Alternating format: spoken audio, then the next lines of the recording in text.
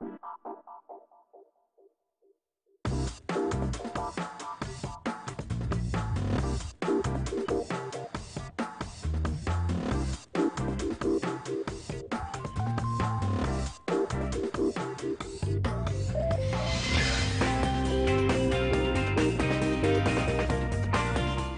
mariage pour tous à la guerre au Mali, en passant par les fermetures d'usines et les débats sur la fiscalité, nous avons analysé tout au long de l'année les messages du gouvernement sur des sujets ô combien sensibles. Aujourd'hui, qu'en reste-t-il? En cette fin 2013, nous vous proposons de revisiter quelques temps forts de l'année et de déshabiller en tout bien, tout honneur, les têtes d'affiche du gouvernement.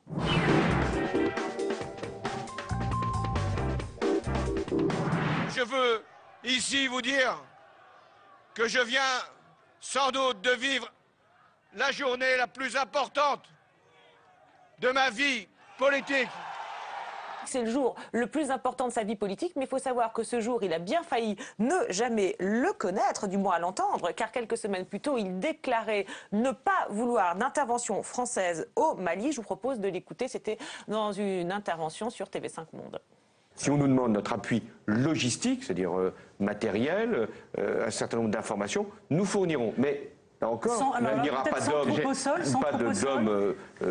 au sol, pas de troupes françaises d'une manière ou d'une autre engagées. Un soutien aérien. Il ne nous est pas demandé, donc pour l'instant... Mais s'il est demandé, nous ne pouvons pas, nous, intervenir à la place des Africains. il faudra transporter les troupes.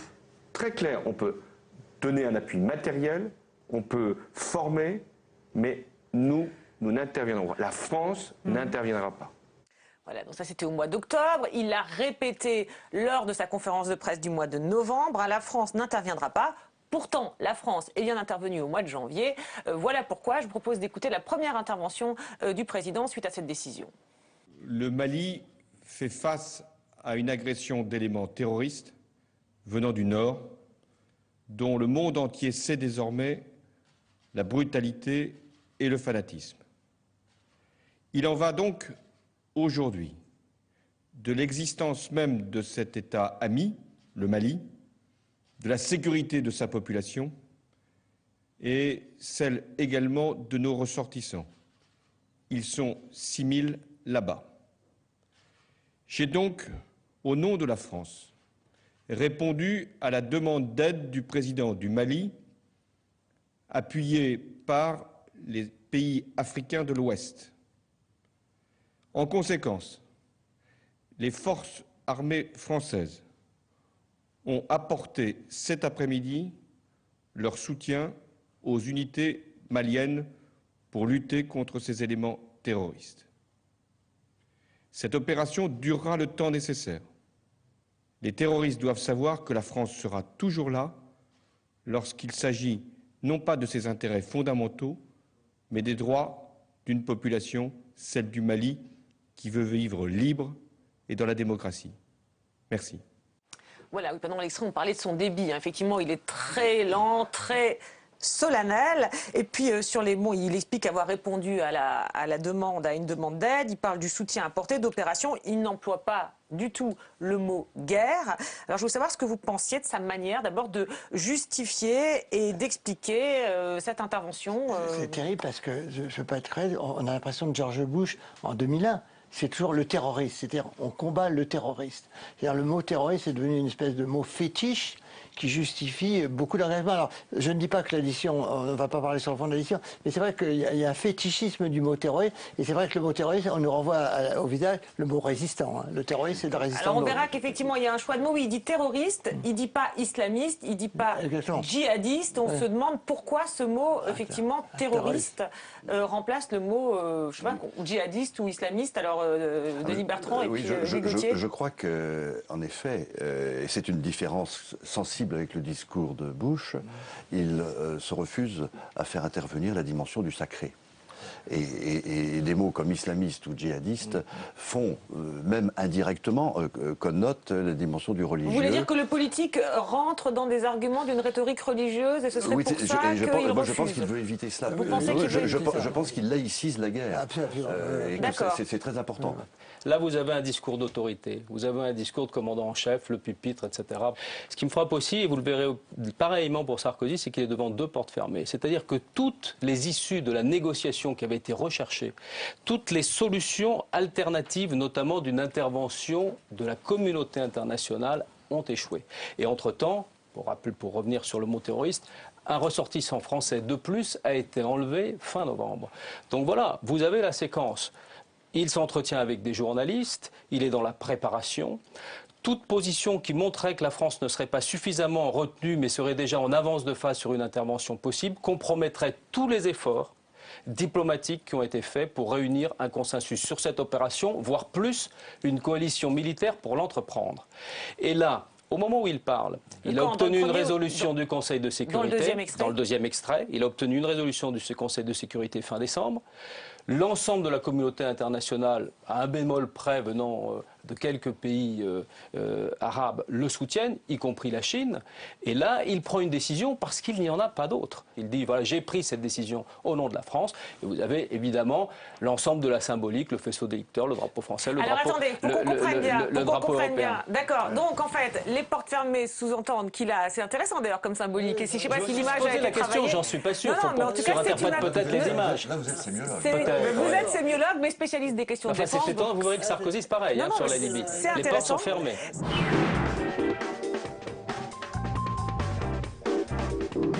Les fermetures d'usines, il y en a d'autres. On va voir que les stratégies de communication du gouvernement ne sont pas toujours les mêmes. Alors après Florange, où on l'a vu, il s'est mis en première ligne, le Premier ministre s'est montré beaucoup plus discret sur le dossier Petroplus. Tout juste quelques commentaires non filmés depuis le Cambodge la veille du dépôt des dossiers des repreneurs. Du coup, c'est Arnaud Montebourg qui est seul en scène. On l'écoute sur RTL le matin où les offres vont être déposées.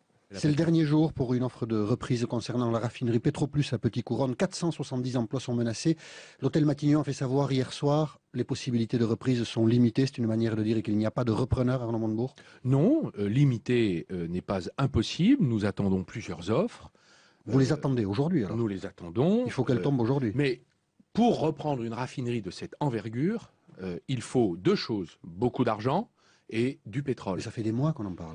Oui, mais notre travail a consisté justement à construire ces offres. Voilà, il a l'air grave, mais il est optimiste quand même, plus que Jean-Marc Ayrault. Pourtant, le lendemain, patatras, l'administrateur judiciaire affirme qu'aucun dossier ne fait l'affaire, mais Arnaud Montebourg reste confiant.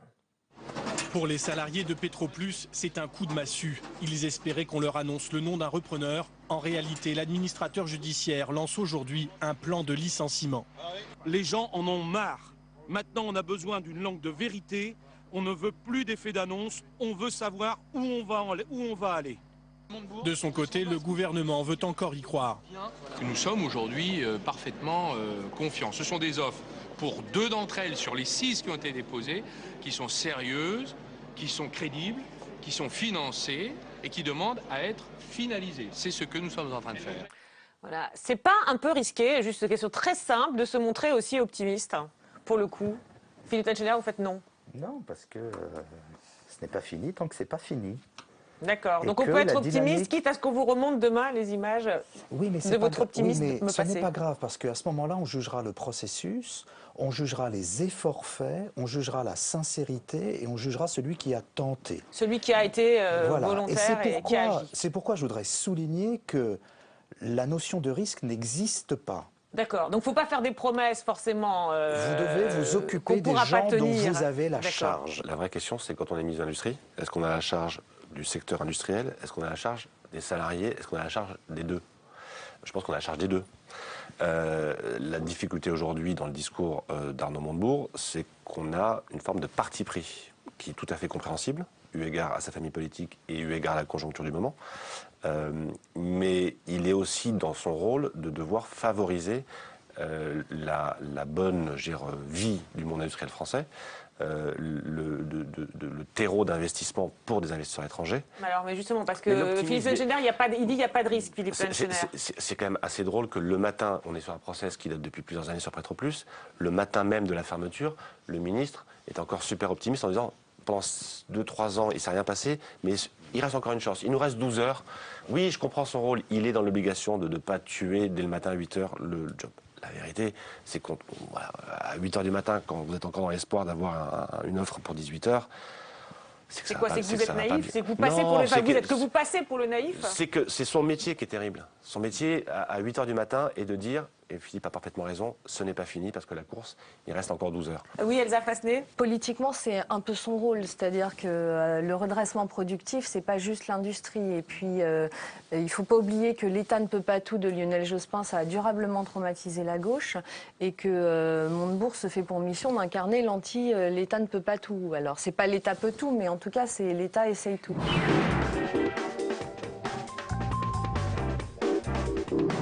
Dernière technique dont on a beaucoup parlé, celle de Christiane Taubira, dont les performances rhétoriques ont été saluées lors du débat du projet de loi sur le mariage homo. Je vous propose de l'écouter justement là dans un hommage adressé aux hommes de l'Assemblée. Il y a des choses que ce texte ne pourra pas accomplir. Notamment, il ne supprimera pas les jeux amoureux, ni chez les hétérosexuels, ni chez les homosexuels. Et il restera toujours beaucoup de femmes pour vous regarder, messieurs, pour vous observer, pour essayer de percevoir derrière vos carapaces la tendresse qui parfois vous habite, pour essayer de percer les défauts qui se cachent parfois sous des dehors affables, et pour discerner dans l'entrelac de vos talents et de vos faiblesses, si vous êtes capable de tracer des chemins sur la mer, comme écrivait Antonio Machado. Et une fois qu'elles vous auront jaugé, les femmes décideront soit de vous faire languir, soit de vous séduire. Et ce texte n'y pourra rien, vous serez toujours soit en grâce, soit en péril. Voilà, et là, c'est vraiment la femme qui parle. Hein. Alors, on va revenir sur ces différents styles et différentes techniques, mais d'abord, Jean Garrigue, on a l'impression quand même là que ça tourne un peu à la guerre des sexes dans l'hémicycle, non? Oui, ça, je pense que c'est une vraie nouveauté, peut-être de cette législature. C'est que un certain nombre de femmes se sont emparées du féminisme, en fait, et essayent quand même de plaquer, en tout cas d'inscrire ce féminisme dans précisément les enjeux de ce débat parlementaire, d'autant plus qu'il est médiatisé. Donc je pense que ça c'est quand même quelque chose d'assez nouveau, en tout cas beaucoup plus systématique que ça ne l'était auparavant. Pour Christiane Taubira, c'est autre chose. C'est le dernier mohican de la culture humaniste à l'Assemblée nationale. C'est pour moi le dernier grand orateur. Et quand on cherche à faire l'inventaire des grands discours politiques, des grands discours parlementaires de ces 20-30 dernières années, on retourne très souvent sur elle. Oui, alors vous dites donc les femmes se sont emparées, hein, et donc c'est peut-être ça la nouveauté finalement, et c'est peut-être pour ça qu'on en parle davantage, du féminisme dans les styles de réponse. Qu'en pensez-vous, Isabelle Veramasson? Il ne s'agit pas vraiment d'un discours féministe. C'est là qu'il est intéressant. Dans des contre-attaques féministes? Non, c'est pas féministe, d'accord. Je ne crois pas. Je dirais que elle assume son genre, mais le discours de Christiane Taubira, pour moi, n'est pas un discours féministe. Au contraire, il est un discours, pas au contraire, il est différent. Il assume le propos d'une femme qui s'adresse aux hommes, et c'est tout à fait exceptionnel parce qu'en général, soit les femmes sont féministes et elles sont plutôt dans le combat, soit elles essaient d'oublier ou de faire oublier qu'elles sont femmes parce qu'elles perdent de la légitimité. Là, Christiane Taubira assume son rôle de femme parce qu'elle a l'arme qu'il faut et qui manque à Yamina Benguigui. Elle a l'art oratoire.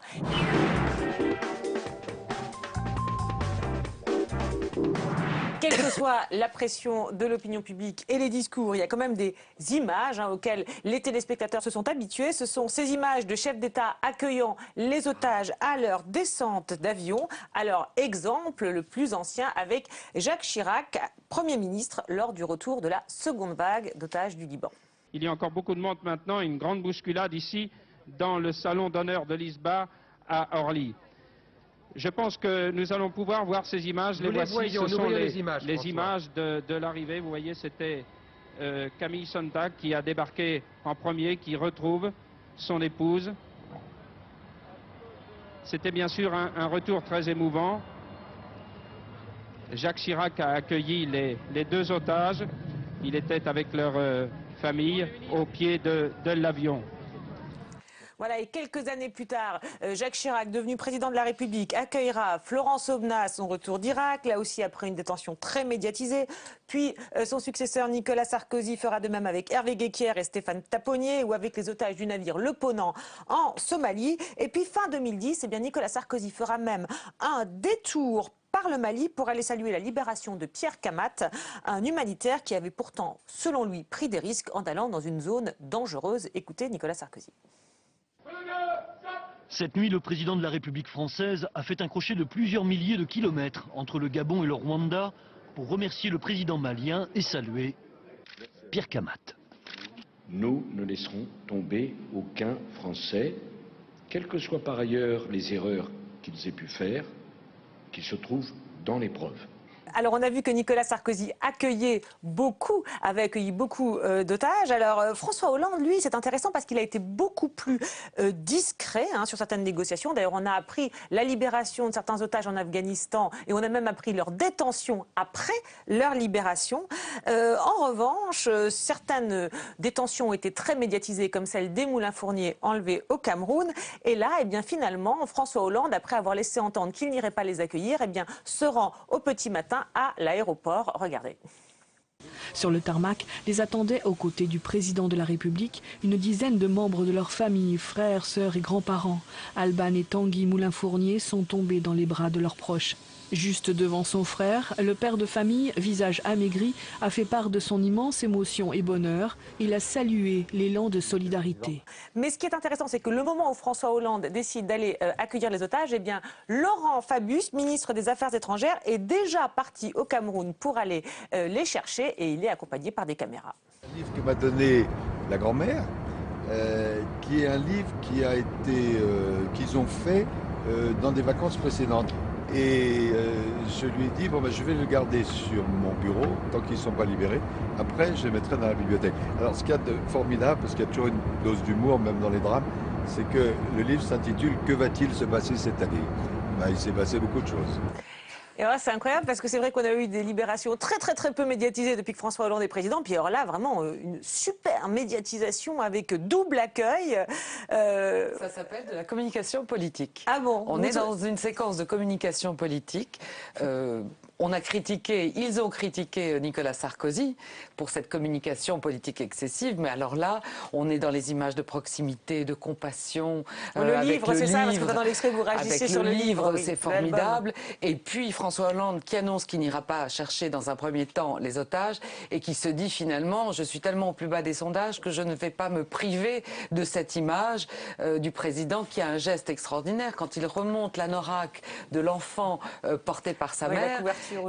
Voilà, donc si vous voulez, là on est vraiment dans la vraie communication politique et François Hollande n'a pas voulu s'en priver et peut-être a-t-il eu raison. C'est pour l'opinion, ça c'est des images qui sont payantes, Jérôme Sainte-Marie? Alors, évidemment, c'est la communication politique, c'est un peu quand même le degré zéro de la communication politique. Parce que tout le monde la repère. C'est un petit peu ça ou se déguiser en Père Noël, quoi. Évidemment, c'est le fait d'aller accueillir des gens, personne n'est contre, on trouve ça formidable, etc.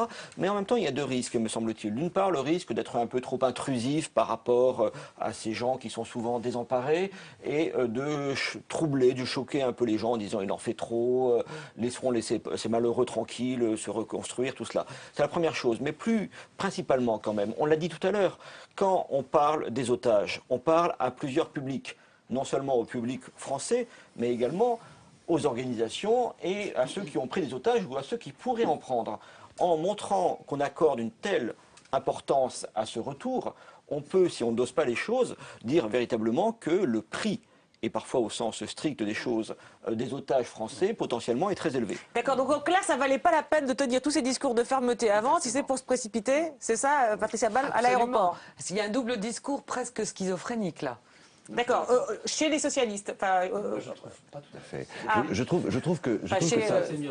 Alors voilà, on a eu les commentaires peut-être plus communication politique, maintenant sémiologique. Oui, c'est-à-dire cet accueil, cette séquence de l'accueil a une fonction narrative. c'est la fin du récit. Et tout ce qui c'est la fin d'un récit très complexe. Et ce qui est intéressant, c'est que au moment de la déclaration, des déclarations qu'on a vues d'ailleurs au début de l'émission, il y a un qui suit son cours narratif. On est dans une sorte de phase du contrat. On présente ce qui va se passer. On suppose qu'il y a des opérations, qu'il y a des épreuves à franchir, etc. Les fameux contacts et tout ce qui est les émissaires dessous et tous ces rôles sous-jacents. Le récit se déroule dans l'ombre. Et voilà qu'éclate à la fin la reconnaissance finale, la récompense, le récit est bouclé. C'est un récit euphorique et c'est si rare dans la vie politique d'avoir un récit complet.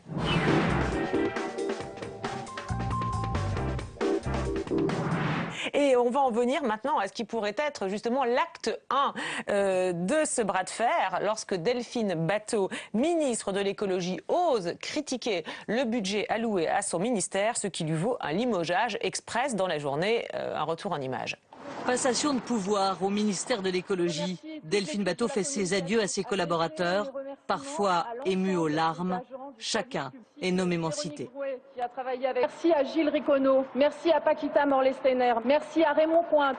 Des encouragements courtois à son successeur. Je souhaite à Philippe Martin bonne chance dans ses fonctions et bon travail. Mais il y a un mot qui décidément ne passe pas. De ce limogeage. Voix souvent dissonante au sein du gouvernement, Arnaud Montebourg est le seul à oser soutenir Delphine Batho. C'est une excellente collègue, elle a fait un très bon travail. C'est une amie par ailleurs, je veux lui adresser un message de courage et d'affection.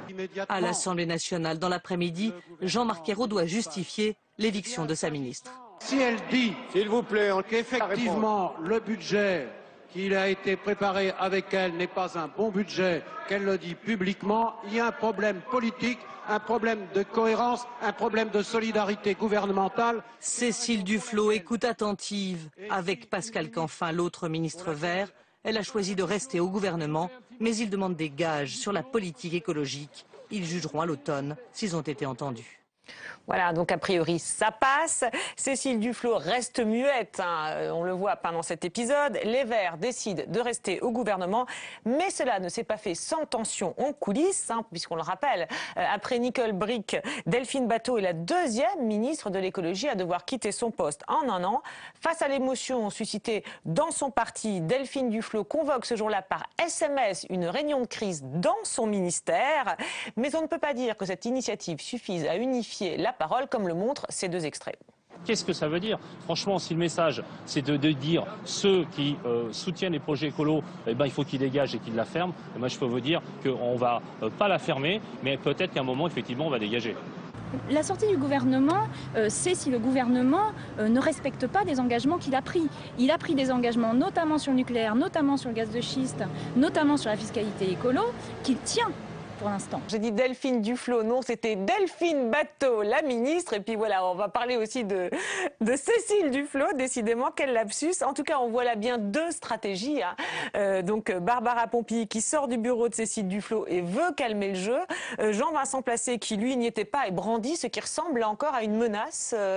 Il faut resituer le départ de Delphine Batho dans son contexte. Hein. C'est un contexte où ça bouge énormément dans le gouvernement, il y a beaucoup de couacs. C'est vrai. Et que ce n'est pas tout à fait un hasard que c'est Arnaud Montebourg qui rend hommage à une victime, Montebourg. Batho est une victime, Montebourg, faut pas l'oublier, hein, puisqu'il y a eu un conflit extrêmement violent entre le Premier ministre et Montebourg, et qu'à un moment donné, le gouvernement a souhaité faire acte d'autorité. Oui. Mais ce qui est amusant, et c'est aussi pour ça qu'on a voulu garder cet extrait, c'est que, dans son intégralité, c'est que la parole d'Arnaud Montebourg rend d'autant plus lourd le silence de Cécile Duflot.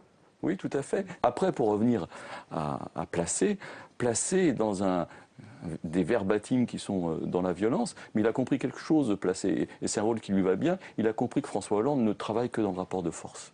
C'est-à-dire que Hollande ne comprend qu'une chose, il n'a jamais compris que cela, il continue à comprendre cela, c'est le rapport de force. Et que bien évidemment, Placé dans son rôle, il adore faire ça, il adore mettre le levier très haut, donc il le joue naturellement, et ça correspond véritablement à ce qui peut faire bouger les lignes, puisqu'on voit qu'Hollande bouge uniquement lorsque il gronde. Donc quand ça gronde, ça bouge. Quand ça gronde pas, ça ne bouge pas. Bah, on a quand même l'impression que la parole est très éclatée, là, une fois de plus, non? Oui, mais ça, c'est une très vieille histoire entre les médias et la politique et les écologistes. Une très vieille histoire qui consiste à... les médias voudraient que les écologistes soient tous parlant de la même façon, avec la même parole, le même style. Ce n'est pas possible. Les écologistes ne sont pas, ils sont pas comme ça. Et s'ils faisaient ça, ils perdraient tout le temps.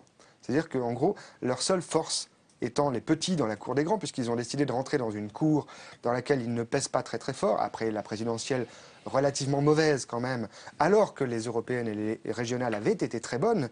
Là, ils ont perdu beaucoup de choses à la présidentielle avec ce 2,3% et les législatives. Et donc, du coup, sur la stratégie à deux voix, Jean-Vincent Placé, puisqu'il est question de lui en l'occurrence, le dit lui-même, et ça a été théorisé, c'est une claque, une caresse. Et là, en l'occurrence, vous avez la claque et la caresse. Les deux en même temps. C'est pas lui, cette fois. Mais d'habitude, il peut aussi caresser de temps en temps. Et donc, Cécile Duflot, elle a aussi un autre problème, c'est que historiquement, les Verts ont toujours été préférés, apprécié par les Français, toujours, hein, c'est le parti préféré des Français, il faut quand même le rappeler, pas celui pour lequel ils votent le plus, mais celui qui est pratiquement le préféré des Français depuis 1992. Et elle sait, elle, que quand ils sont au gouvernement, ils sont encore préférés. C'est-à-dire qu'on les aime bien dans ce rôle. Ah, même au gouvernement. Mais oui, on les aime bien finalement dans ce rôle, et même les sondages récents viennent le montrer. Ce parti politique gagne toujours. C'est pas comme chez les Verts, hein, plus de gens à sa cause quand il est dans le gouvernement que quand il est dehors. Donc Cécile Duflot, elle a aussi une forme de réalisme politique, c'est restons au gouvernement tant qu'on a encore quelque chose à y gagner. Et puis, en sortir sur un coup de colère, ça ne ferait que renforcer cette image des écologistes qui sont des adolescents éternels qui partent sur des coups de colère. Et ça, c'est pas bon non plus.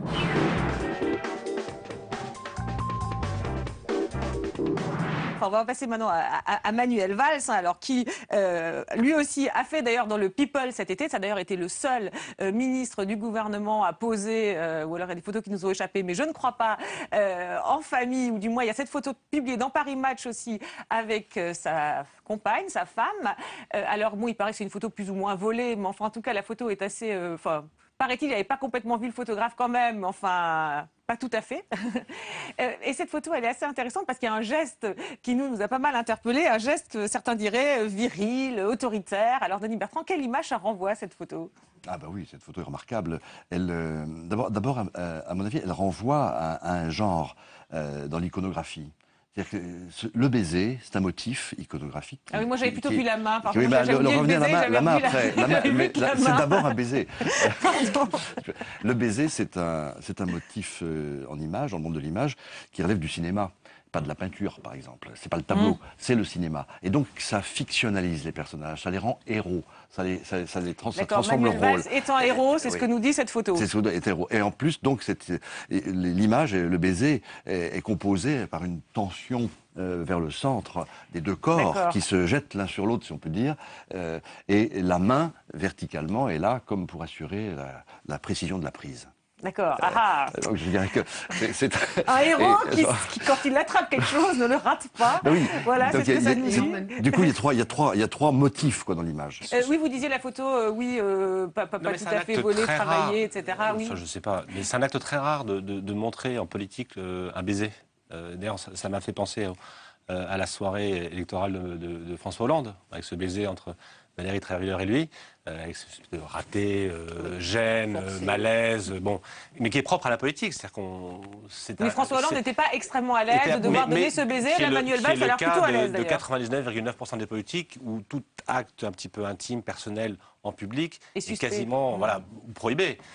Là, il y a une vraie mise en scène de cet acte qui est très cinématographique, je suis assez d'accord. Mais d'un jeu médiatique. Pas, alors, parce qu'en même temps, il est un des seuls à faire ce genre de photos, surtout en ce moment, dans le contexte.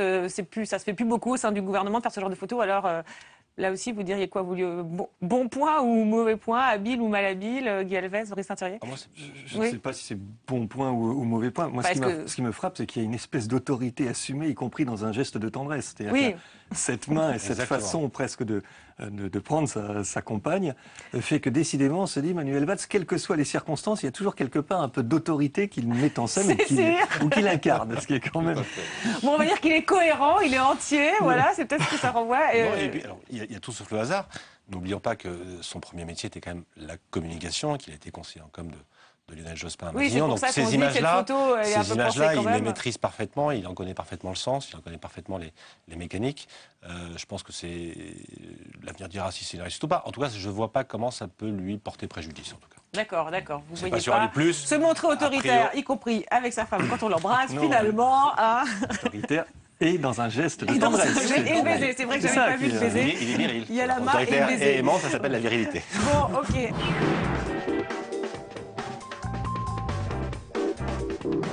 Je le dis ici avec la force nécessaire. Le massacre chimique de Damas ne peut rester sans réponse. Et la France est prête à punir ceux qui ont pris la décision infâme de gazer des innocents. François Hollande n'est pas le seul à avoir fait la pédagogie de la position française. Sa compagne, Valérie Trierweiler, qui normalement s'exprime très peu, est elle aussi sortie de son silence, c'était sur M6. À titre personnel, vous êtes favorable à une intervention en Syrie? J'ai pas d'avis personnel là-dessus. Je suis comme sans doute toutes les mères. Je trouve qu'on ne peut pas accepter l'inacceptable. Moi, quand j'ai vu ces corps d'enfants alignés par dizaines, les uns contre les autres, oui, j'ai exprimé mon émotion et je continuerai à le faire. Et vraiment, si vous voulez savoir, ça m'a empêché de dormir, ces images. J'y pense encore.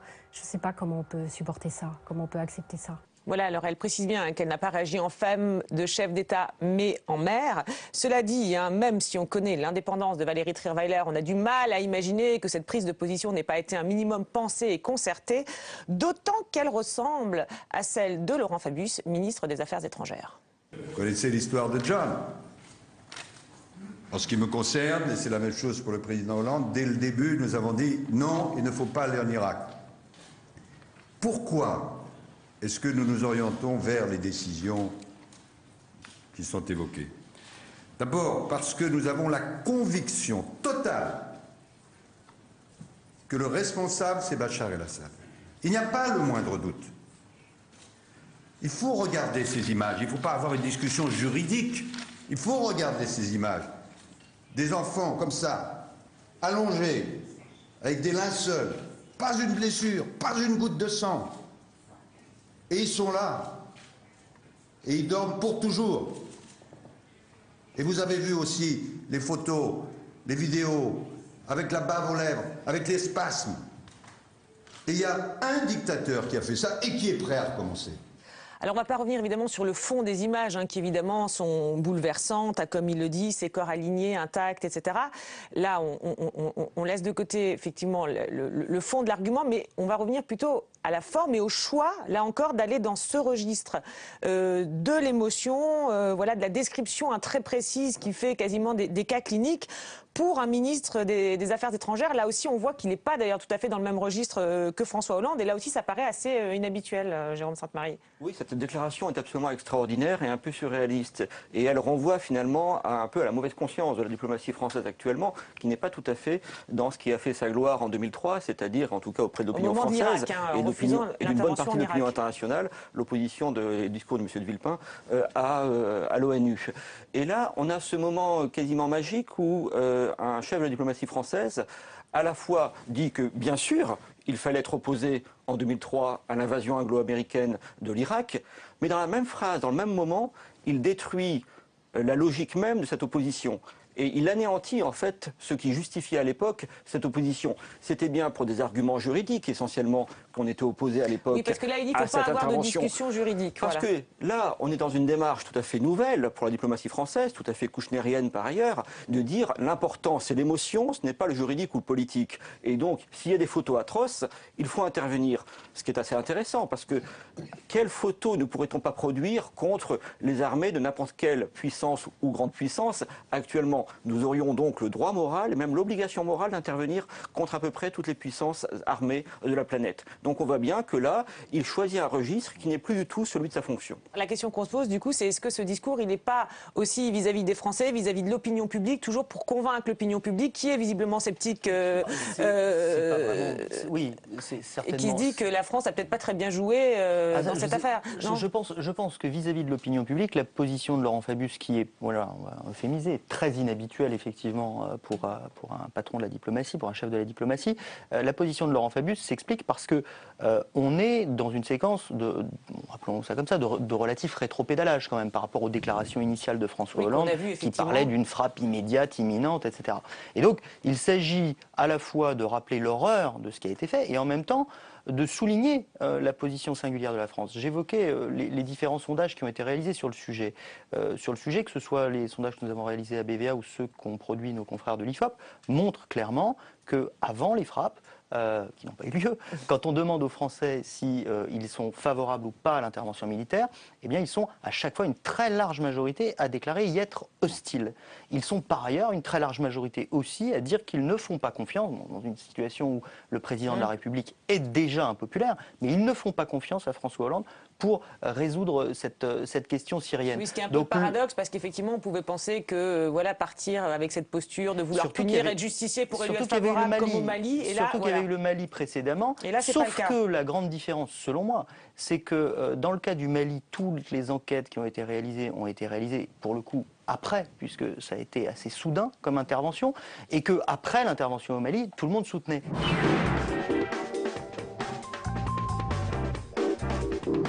Tout commence, je le rappelle, par une phrase de François Hollande prononcée fin août lors d'une interview au Monde, je cite, grâce à l'engagement de substantielles économies, le temps est venu de faire plus tôt qu'il n'avait été prévu une pause fiscale. Alors dans l'interview, pas de date donnée, j'insiste là-dessus, mais le contexte est bien celui de la préparation du budget 2014. Du coup, bon, on peut penser que cette pause est pour 2014. Et quand, 15 jours plus tard, le Premier ministre précise qu'en fait, la pause ne sera effective qu'en 2015, c'est le fameux couac. Petit retour en image avec un sujet du jour. C'est une petite phrase qui fait grand bruit, celle de Jean-Marc Ayrault dans le journal Métro à propos d'une pause fiscale différée. Il s'agit en effet d'un ralentissement pour aller à une pause fiscale qui sera effective en 2015. Cette pause fiscale, François Hollande l'avait annoncée, lui, pour 2014. Et quand les deux têtes de l'exécutif ne disent pas la même chose, il revient à la porte-parole du gouvernement de jouer les équilibristes, ce qui fut fait à l'issue du Conseil des ministres. Alors la pause en 2014 ou en 2015 ? Jean-Marc Ayrault et François Hollande ont toujours eu la même perception et la même présentation de notre trajectoire des finances publiques. Je vous l'ai dit, une stabilisation programmée de longue date en 2015 et la possibilité qui nous est offerte grâce aux économies en dépenses importantes de commencer cette stabilisation dès 2014. Donc la stabilisation fiscale commence bien dès 2014 pour se confirmer en 2015. Là, on a vu les bons élèves, enfin les bonnes élèves en l'occurrence. On écoute maintenant Laurent Fabius qui lui refuse ces contorsions et voilà ce que ça donne. Qui dit vrai entre les deux? Je pense que le point sur lequel ils sont d'accord, et moi aussi, c'est que les impôts, ils ont assez augmenté. Oui, mais ça s'arrête quand? L'augmentation un jour. Et c'est pas parce que je suis diplomate, mais je vous dirai le plus vite possible. Monsieur le ministre, il y a Boulette. Il y a Boulette. C'est une manière de le dire, oui.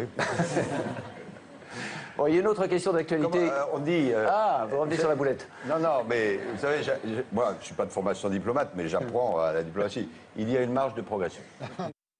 Ouaf, ouaf. Alors, question d'abord aux linguistes après ce fameux couac là. Donc voilà quelques temps forts. Que pensez-vous des explications des différents ministres qui clarifient quoi et qui embrouillent? Moi, je ne jugerai pas le fond, mais ce qui m'étonne... Oui, j'entends surtout pas. Non, mais bon, je m'accroche au mot forcément. Et d'avoir une remarque intéressante, c'est que le mot « pause », je ne comprends pas qu'il l'ait choisi. Car une pause, ça suppose une interruption dans un processus, donc ça va reprendre. Donc on ne comprend pas très bien quel est le gain du point de vue, disons, de la persuasion du contribuable, de se dire que de toute façon, un jour ou l'autre, ça va repartir. Oui, que ce soit en 2014 ou 2015, de toute façon en 2016, ça repart. Quoi. Oui. Alors, deuxième point, il joue énormément sur la durée des processus. Parce que stabilisation, c'est un mot ambigu, ça peut signifier... Bon, hors temps, la stabilisation. Mais ça peut aussi être le processus de stabilisation. Et c'est ce que fait Belkacem, elle dit, bon, le commencement de la stabilisation. Et donc, finalement, elle redynamise un mot qui, au départ, n'était, bon, stabilisation, c'était la stabilité, en réalité. Mais alors, pourquoi font-ils ça? Parce qu'effectivement, et vous l'avez dit dès le départ, il y a un décalage entre la perception des gens, en plus au moment des feuilles d'impôt, etc. C'est plus qu'une perception. Est-ce que voient les gens, pas la perception, enfin, l'évidence, c'est ce que voient les gens, et cette communication, pourquoi François Hollande choisit, d'ailleurs en plus ce mot pause, comme vous dites, qui est quand même pour le coup assez étrange, pourquoi avoir choisi de communiquer comme ça à ce moment-là où effectivement c'est pas qu'une impression, mais les impôts augmentent vraiment? Pourquoi font-ils ça? D'une part parce qu'ils ont une culture de la communication qui est une culture très technocratique. Alors quand ils parlent de pause fiscale... C'est quoi une culture technocratique? Ça veut dire qu'en gros, quand on parle de pause fiscale, et c'est là où il y a toute l'ambiguïté sur cette idée, c'est qu'au fond, c'est pas complètement faux si on raisonne sur une partie très synthétique de la fiscalité, comme par exemple l'impôt sur le revenu. C'est complètement faux si on raisonne sur l'ensemble des impôts, et notamment avec l'augmentation de la TVA qui va intervenir au 1er janvier. Alors, on parle de pause, mais on ne sait pas très bien de quoi on parle. Oui, et puis les cotisations retraite augmentent, et puis ça augmente, et puis donc la pause, elle concerne une partie. Donc c'est pour ça que pour les gens, pour la perception perception des gens, il y a quelque chose qui est invraisemblable, c'est qu'ils s'enferment donc dans ce raisonnement pause fiscale qui est incompréhensible et lisible, alors qu'il y a au moins un point sur lequel ils pourraient communiquer, et sur lequel c'est vrai, c'est la plus grande justice fiscale. C'est-à-dire que l'extrait que vous donnez de François Hollande, il n'est pas appliqué intégralement, mais au fond, quand on additionne toutes les mesures fiscales... D'accord. Il devrait communiquer sur la justice. Il ne communique pas sur la seule chose qui est lisible et vraie, qui est le fait qu'il y a... Donc vous dites pour vous c'est une erreur de techno. Je voulais répondre à votre question. Pourquoi François Hollande fait ça? Oui, pourquoi, ça, effectivement. Si je peux me permettre, même si l'homme est très difficile à décrypter, je vais poser une petite hypothèse. Il a cranté deux décisions assez lourdes, qui est évidemment l'inversement de la courbe du chômage, et juste avant la reprise est là. Et là, il a refait un peu la même chose. Ces deux crantages, si je puis dire, ont la même fonction. Oui, c'est-à-dire qu'il avait annoncé pour dans un an l'inversion de la courbe du chômage. Voilà, il annonce très en amont. En se mettant en risque politique, qui a une double fonction. Je sais où je vais, je fixe un cap, et surtout, je donne au pays l'impression qu'il y a une lumière au bout du tunnel.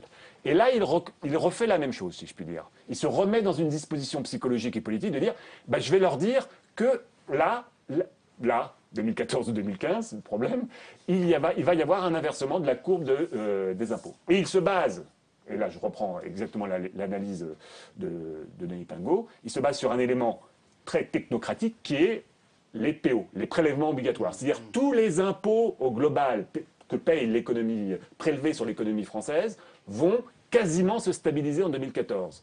Ok ? Donc c'est ça son élément objectif. Là-dessus, il n'a pas complètement tort. Il va y avoir quasiment une pause. Mais le problème, c'est que, comme je le répète, c'est que dans ce prélèvement obligatoire global, il y a une disproportion entre ménages et entreprises. Bien sûr, c'est ce que vous disiez, qui du coup, ça ne correspond pas du tout à la perception. D'où l'espèce de décalage absolu. D'accord, donc en fait, il a voulu refaire le coup qui avait plutôt bien réussi de l'inversion de la courbe du chômage, où il a pu dire finalement j'avais eu raison avant tout le monde, où on a dit Paris risqué. Il a voulu le refaire aussi, effectivement, sur la croissance, où il a pu dire, vous voyez, j'avais raison, sauf que là, sur la pause, il a commis ce que vous disiez, une grosse erreur sur le timing, quoi. Absolument. Et il s'en rend compte aujourd'hui? Ce qu'on me dit à l'Élysée, c'est que c'est pas un couac. Ils ne considèrent pas ça comme une petite affaire, ce qui s'est passé. Il s'est passé quelque chose et il en a vraiment conscience. Il s'est caché une vraie faute politique qui porte atteinte à la crédibilité. Et ça l'embête beaucoup.